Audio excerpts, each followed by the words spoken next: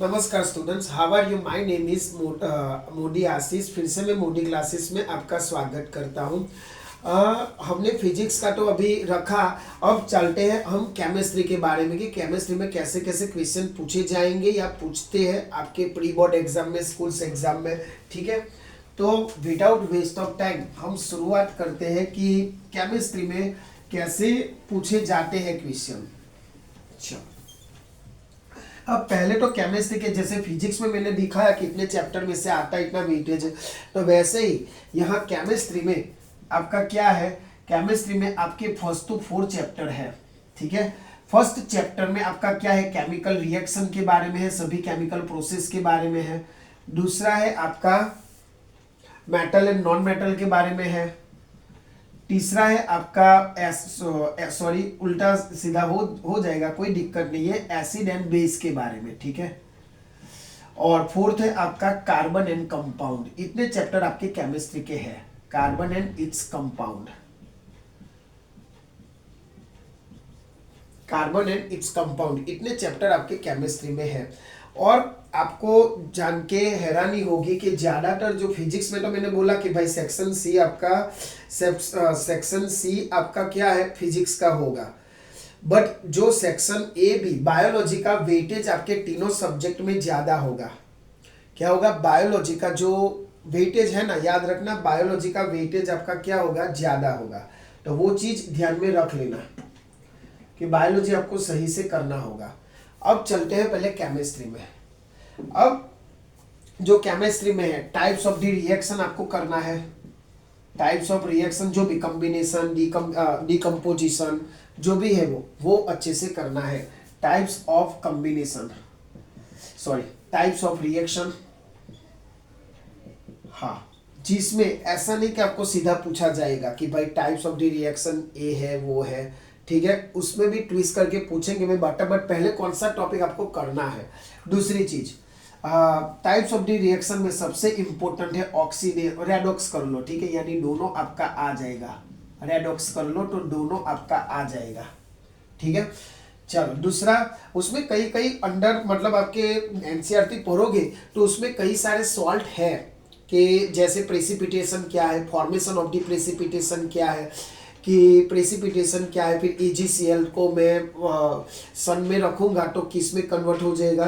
तो वो सब आपके रिएक्शन में ही आ जाते हैं। तो कौन कौन से क्वेश्चन उसमें से करना है वो भी मैं बता दूंगा। दूसरा, मेटल एंड नॉन मेटल में आपको बेस पहले क्या करना होगा, डिफरेंस दोनों का करना है। मेटल की डिफरेंस और फिजिकल डिफरेंस की बात कर रहा हूं। केमिकल में तो क्या होगा, chemical reaction with acid, chemical reaction with acid, chemical reaction with acid of metal। दूसरा, जो बेस है उसके साथ नॉन मेटल की रिएक्शन वो उसमें पढ़ना है। और सबसे इंपॉर्टेंट बात, मेटल एक्सट्रूजन वाला, मेटल एक्सट्रूजन प्रोसेस है वो।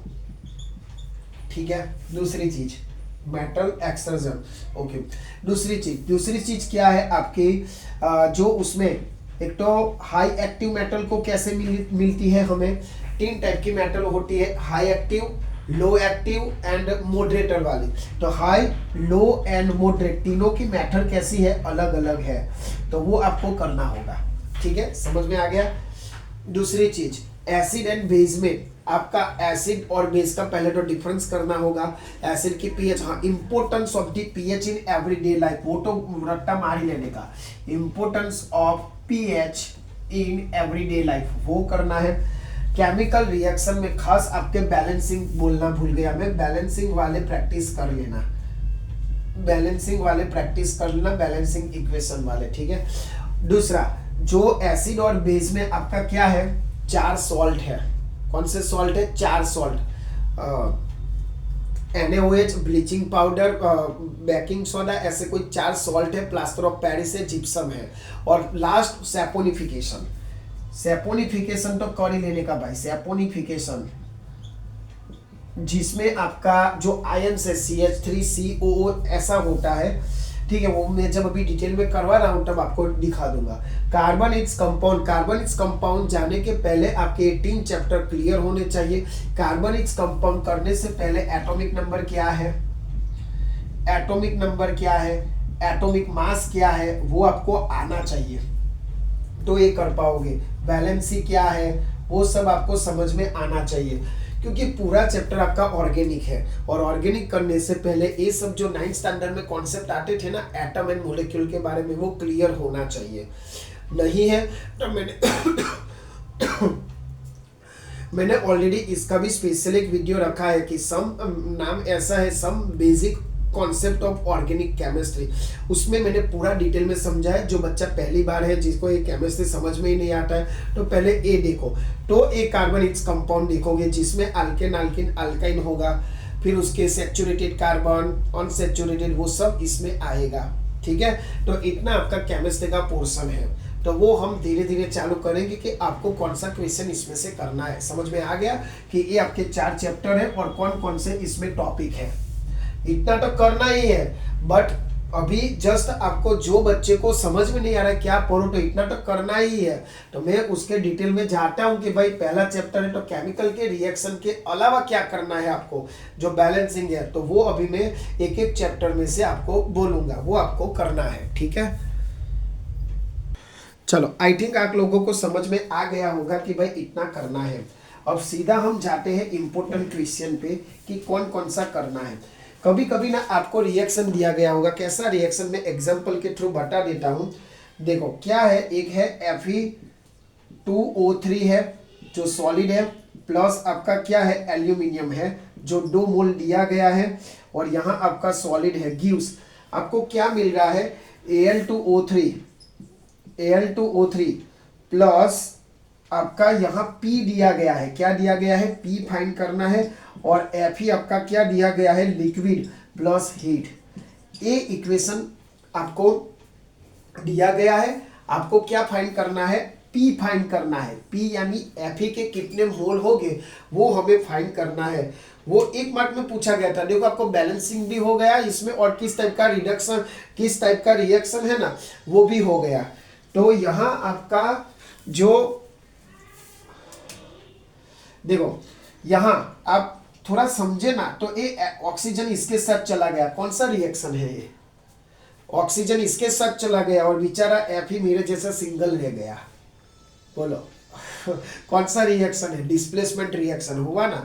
तो ऐसे आपको पूछा जाता है कि भाई किस टाइप का रिएक्शन है और P आपका फाइंड करो। ठीक है, अब पहले तो ऑप्शन एक तो देखो एक डिस्प्लेसमेंट हुआ वो एक जान लो, दूसरा डिस्प्लेसमेंट हुआ, दूसरा ये भी बोलते हैं कि भाई ऑक्सीजन यहां से रिमूव होके कहां गए, एल्यूमिनियम के साथ गए।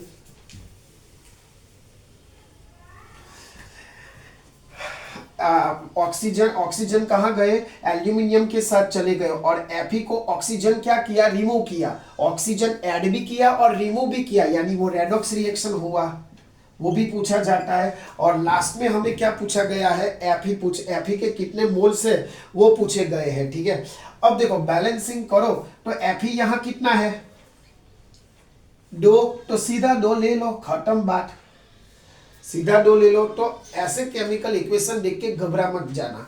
दूसरा मैं लिख देता हूं, दूसरा रिएक्शन 2C4H10 ऐसा कुछ दिया गया है, 2C4H10 प्लस 13O2 गिव्स आपको दिया गया है 8CO2 प्लस QH2O, ऐसा दिया है। सोचो Q के हिसाब से क्या होगा, Q के हिसाब से क्या होगा आपको ये बोलो, Q है तो Q के हिसाब से कितने मोल्स हो गए आपके, वो सोचो कितने मोल्स हो गए Q के हिसाब से। तो मैं यहां रख देता हूं। देखो पहले तो इक्वेशन को ध्यान से देखो, ऑक्सीजन यहां ऐड हुआ, ऑक्सीजन क्या हुआ आपका ऐड हुआ, देख रहे हैं आपको, और हाइड्रोजन रिमूव हुआ। तो पहले तो रेडॉक्स दोनों है। What is redox reaction, hydrogen add होना, ऑक्सीजन रिमूव होना, और दोनों प्रोसेस होती है। उसमें डिस्प्लेसमेंट देखो तो कोई डिस्प्लेसमेंट नहीं हो रहा है। ठीक है, दूसरी चीज यहाँ मुझे क्यू फाइंड करना है, तो कितना में रखो हाइड्रोजन। देखो भाई हाइड्रोजन यहाँ कितने हैं, टोटल 20 हाइड्रोजन है इधर कि कौन से साइड, रिएक्टेंट्स के साइड, ठीक है। बट यहाँ क्या मैं यहाँ करूं तो हाइड्रोजन मेरे बैलेंस हो जाएंगे, सीधा आपके पास आंसर है, सीधा आपके पास। एक बार मैं देख लेता हूं, हाइड्रोजन आपके 10 ही है ना, हाँ H10 है, और दूसरी साइड QH2O आपको क्या करना है, फाइंड करना है, ठीक है।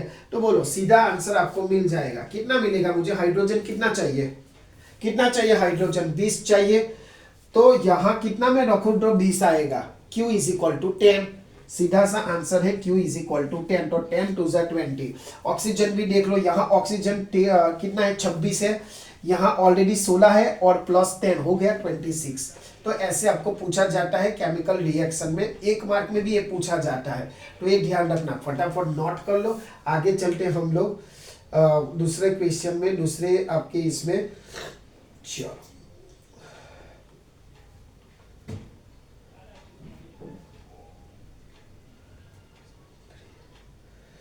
अब इसमें कई सारे रिएक्शंस वर्ड्स में भी दिए गए होंगे, जैसे कि यहाँ दिया गया है aluminium oxide react with both dilute hydrochloric acid. मैं आपको लिख के बताता हूँ ताकि आपको समझ में आ जाए क्या बोला गया है, कौन सा स्टेटमेंट करेक्ट है। इससे आपको पहले तो लिखना होगा एल्यूमिनियम ऑक्साइड, देखो एल्यूमिनियम ऑक्साइड यानी Al2O3 लिख सकता हूँ, react with both dilute hydrochloric acid and sodium hydrochloric acid, मतलब वो डिल्यूट हाइड्रोक्लोरिक एसिड यानी HCl हुआ, और दूसरा सोडियम हाइड्रोक्साइड NaOH हुआ।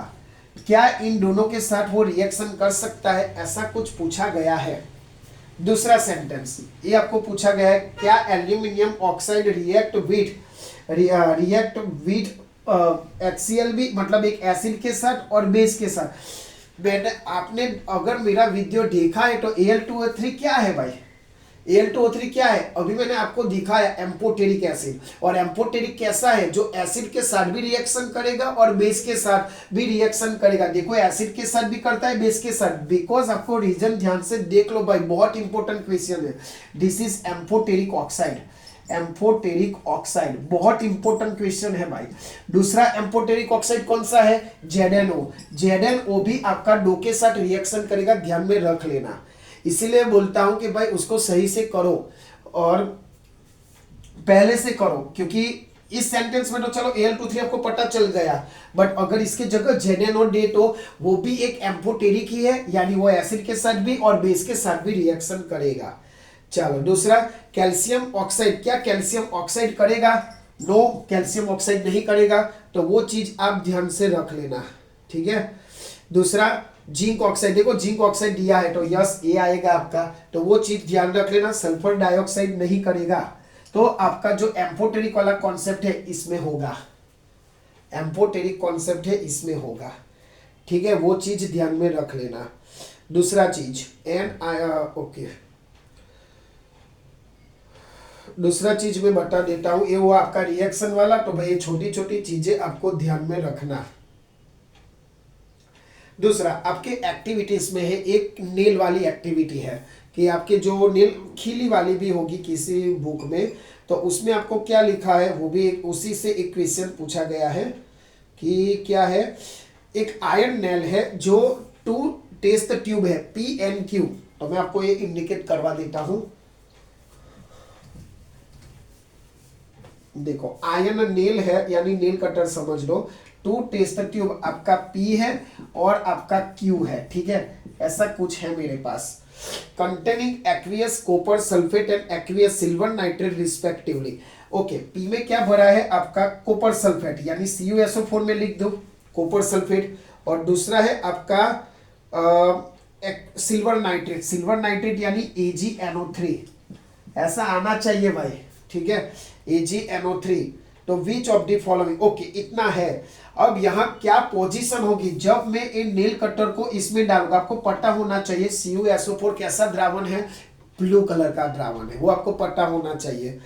तो क्या होगा उसमें, क्या उसमें ये जो नेल है उसमें ब्लू कलर का कोटिंग होगा, क्या होगा, तो मैं आपको सीधा आंसर बता देता हूं, आंसर है आपका जो टेस्ट ट्यूब है ना उसमें आएगा आपका जो आयरन नील है ना, वो पी के साथ ब्राउन कलर का हो जाएगा। जब ये रखोगे ना तो वो ब्राउन कलर का हो जाएगा। और दूसरा और क्यूबिक किसका कोटिंग हो जाएगा, सिल्वर कलर का। वो चीज ध्यान रखना, एक सिल्वर कलर का हो जाएगा आपका। हाँ, नील कोटेड ब्राउन को इंडस्ट्रियल एंड सिल्वर कोटिंग। तो ये याद रखना, जब आप कभी कभी क्या करते हैं स्टूडेंट, CuSO4 ब्लू है तो ब्लू रख देते हैं, नहीं भाई आयन है तो आपका क्या होगा, ब्राउन कलर का होगा, जो आपका रस्टिंग चढ़ता है उस टाइप का। और ये जो क्यू है वो सिल्वर कोटिंग ऊपर चढ़ जाएगा। वो चीज ध्यान में रखना MCQs के लिए। दूसरी चीज यहाँ है आपका, हाँ, जो आपकी पीएच टाइप है कि कलर इन डिल्यूट हाइड्रोक्लोरिक एसिड, वो एक याद कर लेना, ठीक है। तो ये आपका जो केमिकल बैलेंसिंग है इसमें आपको इतनी चीज ध्यान रखना। अब यहाँ क्या है, due to the battery problem and connection problem, हम थोड़े देर के बाद दूसरे चैप्टर यानी इस चैप्टर के भी कराऊंगा। तो 1 2 3 आज ही खत्म करने वाला हूं, बट थोड़ा मोबाइल को रेस्ट चाहिए क्योंकि बैटरी उसकी बहुत कम हो गई है। तो मैं फिर मिलता हूं 1-2 घंटे के बाद, बट जितना मैंने करवाया उतना कर लेना। जिसकी कल एग्जाम है या नजदीक भी एग्जाम है उनके लिए बात कर रहा हूं। तो पहले इतना क्लियर करो और अपने दोस्तों तक भी ये पहुंचा दो, ताकि मैं जब अभी 10-11 बजे मिलूं तो आपको ये सब समझ में आ जाए। चलो तो ठीक है, यहाँ मैं बंद करता हूँ। फिर से मैं थोड़े टाइम के बाद दूसरे रिमेनिंग चैप्टर है उसके वीडियो में रख देता हूँ। तो हमेशा ये सारे कॉन्सेप्ट भाई लिख के करना है, ऐसा नहीं कि खाली देख लो, लिख के करना तो समझ में आ जाएगा। और जो मेटल एंड नॉन मेटल की नोट्स है मैं अपनी पोस्ट में डाल दूंगा, उसको भी आप एक बार रिवाइज कर लेना। उसी के में ये सारे कॉन्सेप्ट है। अभी मेरी लिखे हाथ से लिखे हुए नोट्स में अभी पोस्ट में लिख देता हूँ, अपने चैनल पे पोस्ट कर देता हूँ, तो वो जरा लिख देना अपने नोटबुक में। चलो, तो हर बार की तरह मैं ऐसा ही कहूंगा कि भाई ऐसा काम करो कि दुनिया करना चाहे आपके जैसा। जय हिंद, जय भारत।